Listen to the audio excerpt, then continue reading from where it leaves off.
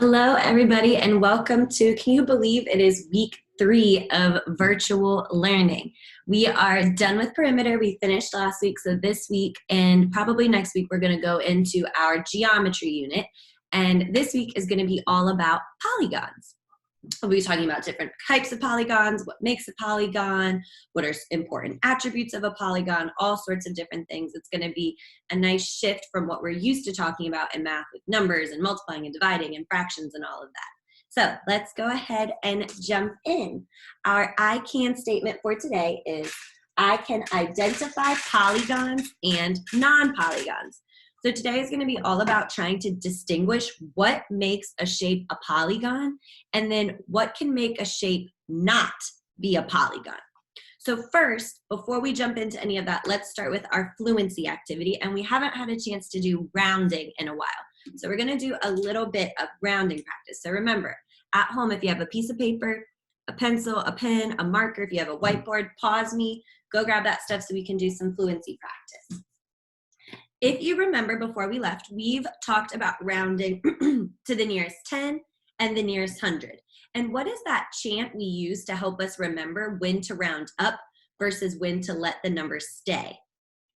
Hopefully you're thinking 4 or less, let it rest. 5 or more, raise the score. So with that in mind, let's look at some of our examples. Let's round to the nearest 100. So if I give you the number 693 and I am rounding to the nearest 100, I'm going to underline my hundreds digit because that's what I'm trying to decide if it's going to let it rest or raise the score. And I look next door to my tens place. My tens place has a 9. Is 9 part of 4 or less or 5 or more? 5 or more. That means I'm going to raise the score. I'm going to round up. But first I need to figure out which 200s is 693 in between. Well, I know it starts with 600, and the next 100 after that then would be 700. My halfway point between 600 and 700 would be 650, and 693 is very close to 700. So that means I would round up to 700. Let's try some other ones on your paper. Let's go ahead and write 327 rounds to, 581 rounds to, and 976 rounds to. Let's look at our first one, 327. I'm rounding to the 100. Look at my 100. Look next door. Does the 2 tell me to let it rest or raise the score? Let it rest. So my 100 stays the same, 300. 581, I look in my hundreds, look next door. Does my 8 tell me to let it rest or raise the score? Raise the score. So the 5 is going to become a 6. It's going to round to 600. Then my last one, 976, underline my hundreds, go next door. Does my 7 tell me to let it rest? Raise the score. Raise the score. So this means my 9 is actually going to go up to a 10, which is going to bump this from hundreds to 1,000. It's going to round up to 1,000. Great job. Let's quickly do some practice with rounding to the nearest 10. Rounding to the nearest 10. That means now I'm going to be looking at my tens digit. So let's do 86, 478, 443. Rounds to 1. Here we go. Let's underline my tens digit and go next door. Look at my 6. Does my 6 tell me to let it rest or raise the score? Raise the score. So the 8 goes up to a 9, rounds to 90. My next one, 478. Don't get tricked here because we're still rounding to the nearest 10. Even though they gave us a number with the hundreds in it, it doesn't matter right now because we're looking at our tens place. So I'm going to find my tens place, which is a 7. Go next door, I see the 8. The 8 tells me to raise the score, so I go back. My 7, my tens place is gonna go up to an 8. So that means my 100 stays the same, 7 becomes an 8, rounds to 480. Now let's look at my last one, 443. Again, not getting tricked, I'm going to my tens place because that's what I'm rounding to. I look next door. 3 tells me to let it rest or raise the score. Let it rest. So this time the 4 is gonna stay the same, 440. And it rounds to 440. Great job with our fluency activity this morning. If you're watching at home, give yourselves 2 pats on the back. 1, 2, and let's move on. Ms. Smith said today and for the rest of this week, we're gonna be talking about polygons. So first, let's look at what is a polygon. It says a polygon is a flat 2D shape made up of line segments called sides. So the first thing we need to know is polygons cannot be 3D. So spheres, cylinders, rectangular prisms, cubes, pyramids, all of that, not polygons because those are 3D. Polygon must be flat, a 2D shape. They also must have sides, if that makes sense. And then it says all sides are straight, no curves. So what I mean by that is a triangle, for example, has 3 sides, they're all straight lines. But a circle has no sides and it's curved. So a circle is not a polygon. Yes, it is a 2D shape, but it does not meet the requirements to be a polygon. The next thing we need to know about a polygon also is the shape is closed. So what that means is there's no holes or gaps or opening in the shape. So for example, we'll go back to my triangle. Notice that it's all closed. There's no openings. But if I did something like this, this is not a polygon because it's open right here. That would not make it a polygon. So what I want to do for today is actually do a little sort, and let's go through some shapes that Ms. Smith has drawn and decide, are they a polygon, yes or no? So here's your first one. What would we call this shape? A circle, an oval, let me go ahead and label it. Is this a polygon? Does it have straight sides? No, so it is not a polygon. Get some tape. This is gonna go with not a polygon. Here comes my next one. What shape is this? A rectangle. Does it have closed sides? Yes. Are all the sides straight? Yes. So, yes, this is a polygon. Go to my next one. What do you notice about this? Can this be a polygon? See this opening right here? It's not closed, so that makes it not a polygon. Now, Ms. Smith is about to run out of tape, so I may have to pause for a second and go get us some more tape. Not a polygon. Moving on, let's look at this shape. Are all my sides straight? Yes. Are there any curves? No. Is the shape closed? Yes. This shape we're going to talk about later this week when we get into quadrilaterals. We can technically call it a quadrilateral because it has 4 sides, but because it also has 4 equal sides, this shape is what we're going to learn is called a, does anyone know? Rhombus. Rhombus. My last little bit of tape that I have.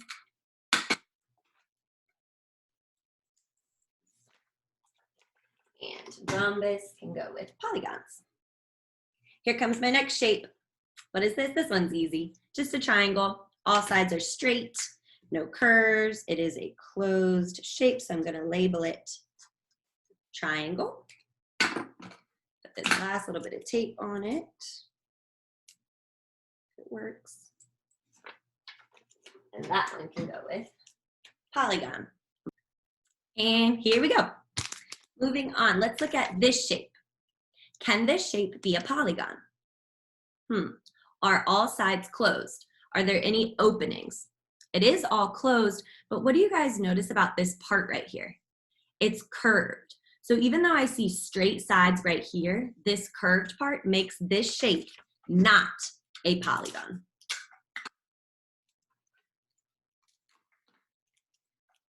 Let's move on. What about this shape? Does anyone know what this shape would be called? We're going to talk more about this week, but shapes are called what they're called based on the number of sides they have. So if I see a shape I don't immediately recognize, like this one, what I can do is count and mark my sides.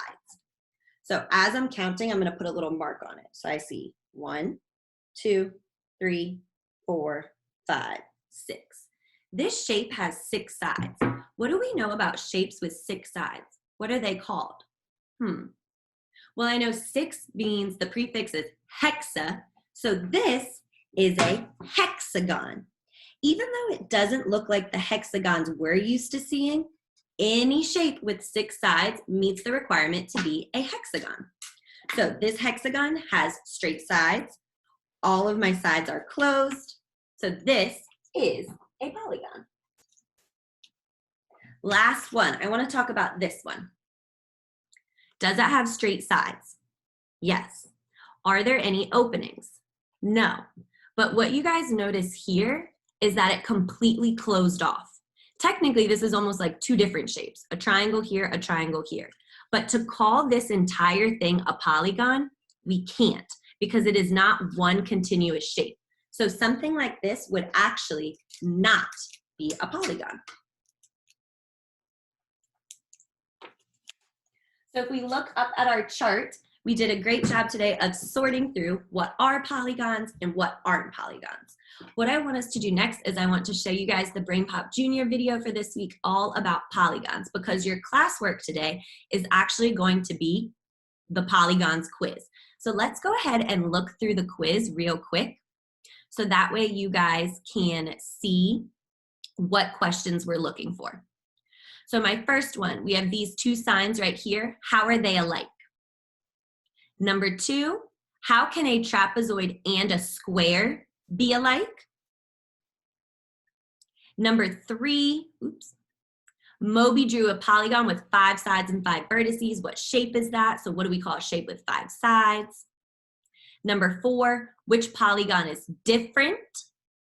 And then number 5, which sign has the most vertices? Remember, vertices is another word for corners or angles. Let's go ahead and jump into the video.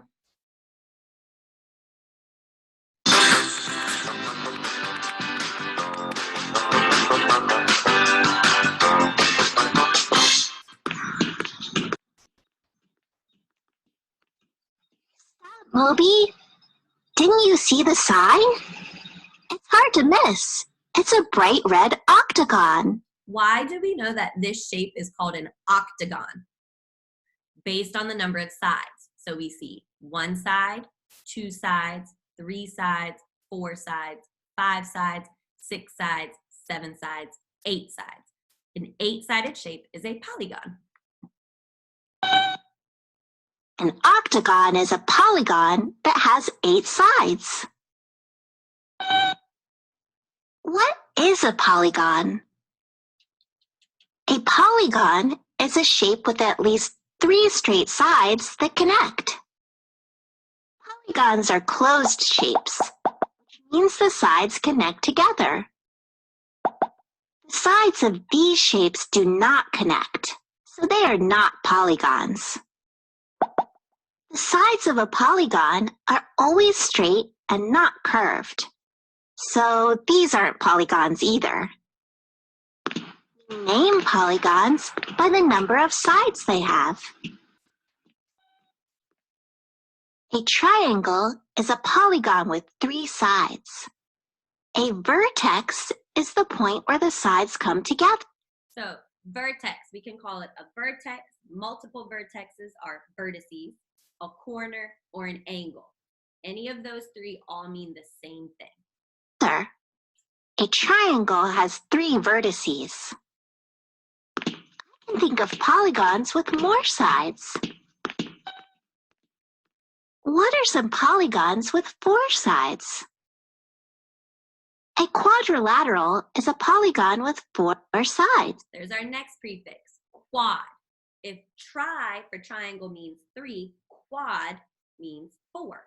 All of these shapes count as quadrilaterals. Even though they look different, they all have 4 sides, which still makes them a quadrilateral. Right, Moby. A square is a quadrilateral. It has 4 sides that are equal or the same size. A square has 4 vertices. A rectangle is also a quadrilateral.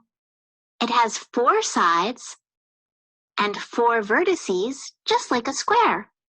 But a rectangle has 2 pairs of equal sides. This is something we're going to talk about later this week when we focus specifically on quadrilaterals. How some quadrilaterals have all equal sides, some have 2 pairs of equal sides, some are parallel, some are perpendicular. We're going to talk more about that. Rhombuses, parallelograms, and trapezoids are all quadrilaterals. There are a lot of other shapes besides quadrilaterals. What are some shapes that have more than 4 sides? A pentagon is a polygon that has 5 sides and 5 vertices. The Pentagon is also the name of a government building in Washington, D.C. You can see why. Moby, can you think of something else that's a pentagon? Right. Some safety signs are pentagons. A hexagon is a polygon that has 6 sides and 6 vertices. Bees create nests by building honeycombs, which have 6 sides. The hexagons fit nicely next to each other, so bees can really pack them in. Who already knew that a beehive was filled of hexagon-shaped honeycombs? I didn't. Can you think of something that's a hexagon? Right.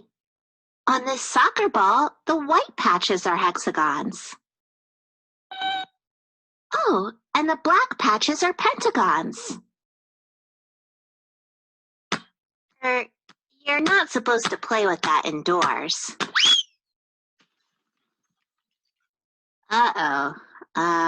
Moving on. A heptagon is a polygon that has 7 sides and 7 vertices. So there's a new vocabulary word. Heptagon means 7. Can you think of something that's a heptagon? Cool. Some countries like the United Kingdom, Jamaica, Mexico, and Uganda have heptagon-shaped coins.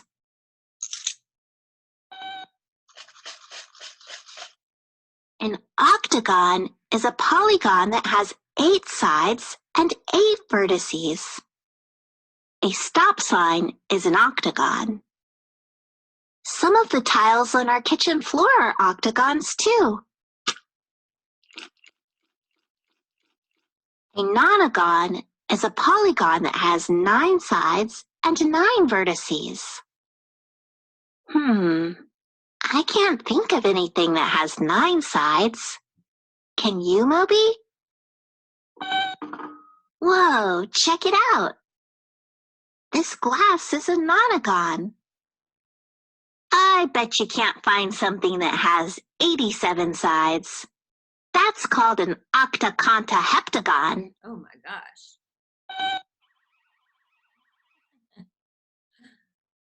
So your classwork for today, let me stop showing my screen. Your classwork for today is actually pretty simple because today was just our introduction of polygons.